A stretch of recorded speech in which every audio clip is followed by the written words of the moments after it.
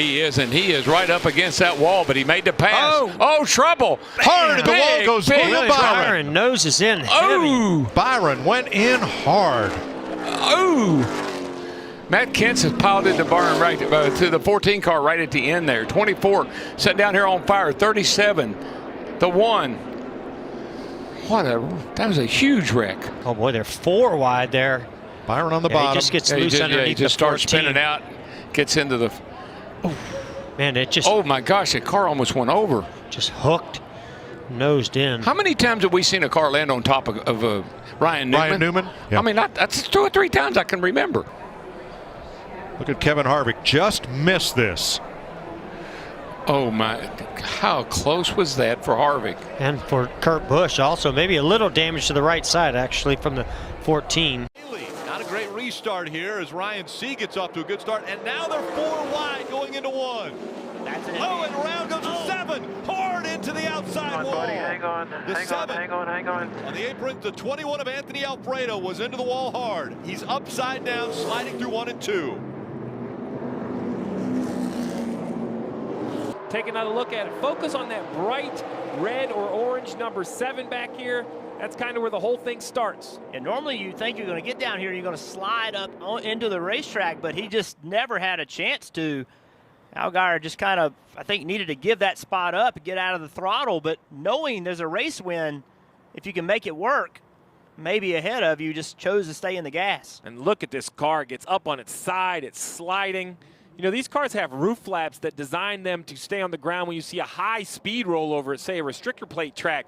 But here, that wasn't really an aerodynamic thing. The cars aren't going at top speed on this restart. That's just the force of this car hitting that outside wall, throws it up into the air, and then He did hit the wall. Take another look. Here's the 18 of Riley Herbst. He gets into him. Both of those young drivers are having good nights tonight.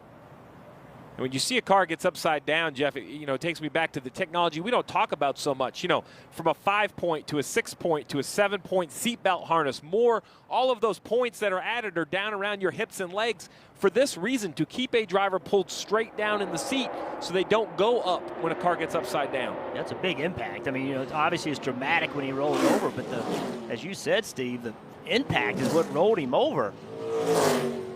Wallace has the inside line. Contact. Caution is out. Oh boy, Zane Smith on his side. And over.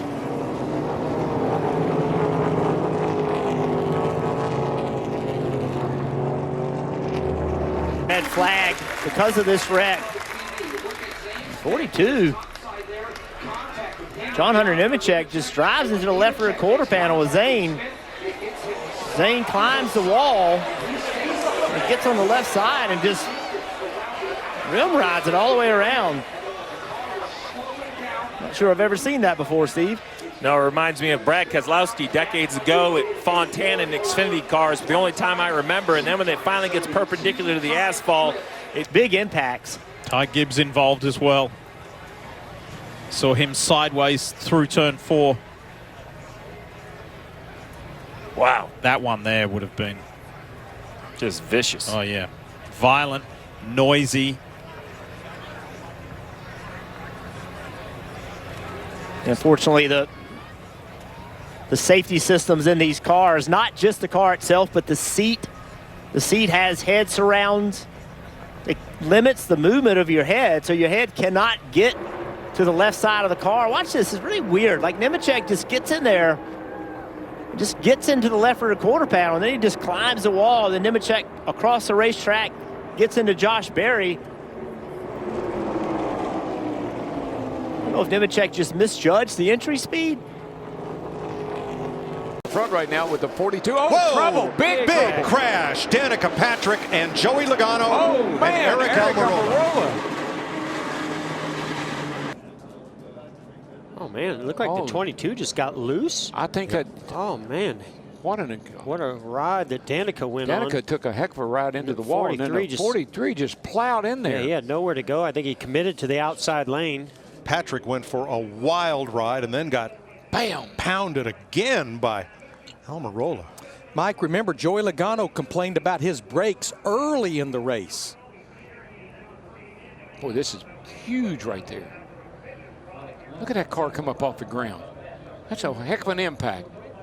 The rear axle almost come out of, or the rear end housing almost come out of that car, the 43. Jones and the 24, and around goes the 77 of Jones, almost up over the wall as they hit hard. That Kenseth. The 20 of Kenseth involved, as is the 1 of McMurray. A big wreck coming out of turn 2. Inside, watch your inside. All right, we're rolling, guys. 4 flat. You see they're coming off turn 2, and Eric Jones, car gets loose, puts a little bit too much wheel back to the right, and basically head on into the wall, and then major impact behind, got him up in the air. I think that was Daniel Suarez perhaps that made the first impact. It looked like the 19 car, that orange and white car. But as we mentioned, the 20 involved, the 1 of Jamie McMurray.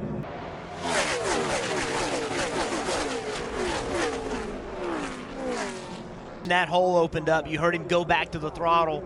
See right here, the wheel, just a little too much wheel back to the right.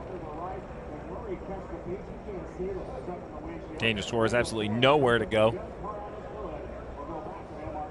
14 of Clint Boyer, heavy damage with the 19 as well. The Hollywood Casino 400, 77 of Eric Jones, almost up and over. Be able to push that Atlanta car back out front, more wrecking. And around goes the 95 and the 97. Hard hit. Into the wall. Oh my goodness. Oh, it's awful. Ryan Preece in the 37. It's like a 17. Oh, no, ahead of them. The 95 gets in the wall. Christopher Bell and Ryan Newman. Looked like Ryan Newman got into. Oh, Christopher Bell trying to get up in front of him. Then they make contact. Oh. Poor Ryan Preece. We talked about he's had a string of last place finishes, and wow, such a Junior and I in this booth, when he was heading to that wall, we were both cringing. It's not what you want to see, but it's good to see him get out of that car. Look at this angle of impact. So violent. 3,400 pounds of race car just thrown up into the air after it bounced off that inside wall.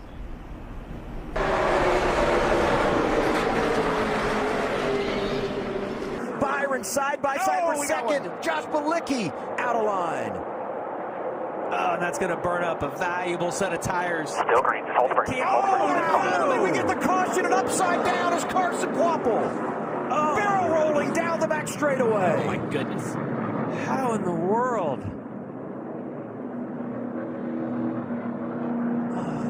Let's take a look back. See, is that Allgaier to his outside? You see William Byron to his inside right here. Oh, he just got a little loose.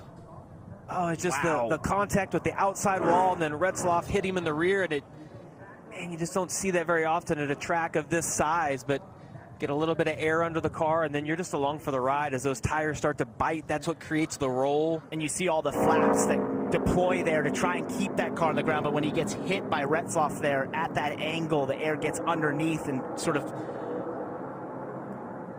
isn't able to, the flaps are not able to help, right? Once that air gets underneath, that's a 3,400-pound car that just suddenly flips up, into the air